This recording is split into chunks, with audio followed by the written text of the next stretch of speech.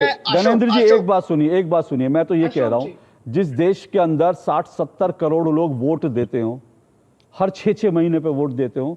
वो इसलिए वोट नहीं देते क्योंकि उनके मन में क्रेडिबिलिटी खत्म हो चुकी है चुनाव आयोग की। वो मानते हैं कि चुनाव आयोग या देश में जो चुनाव हो रहे हैं वो by and large free and fair है, इसलिए 60-70 करोड़ लोग निकलते हैं, अपना वोट देते हैं। तो क्रेडिबिलिटी का सवाल नहीं, क्रेडिबिलिटी है, सुनिए मेरी बात ना, क्रेडिबिलिटी किसकी है किसकी नहीं है ये देश की जनता तय करती है। विश्वसनीयता का पैमाना तो कोई कोर्ट तय नहीं करेगी ना, विश्वसनीयता का पैमाना तो देश की जनता तय करती है। अगर 60-70 करोड़ लोग वोट दे रहे हैं, मेरी बात पूरी होने दीजिए ना सर, अगर 60-70 करोड़ लोग वोट दे रहे हैं तो इसका मतलब चुनाव आयोग की विश्वसनीयता तो बनी हुई है। जो नेता उठते हैं उसके बाद गिरते हैं, गायब हो जाते हैं, तो विश्वसनीयता का संकट उनके सामने भी खड़ा होता है ना कि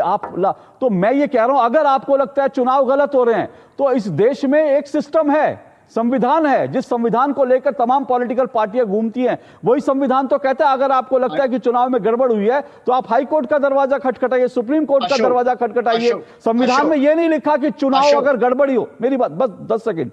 संविधान में कहीं यह नहीं लिखा। राहुल गांधी जी से भी मेरा सवाल आज यही है, वो संविधान की कॉपी लेकर घूमते हो, संविधान में कहीं नहीं लिखा कि अगर चुनाव जो है, चुनाव में कुछ गड़बड़ी हुई है तो आप प्रेस कॉन्फ्रेंस कीजिए, उसका तरीका है, आप देश की अदालत के पास जाइए। लेकिन आप नहीं, वैसे संविधान की बात करेंगे, वैसे जो है संविधान को भूल जाएंगे।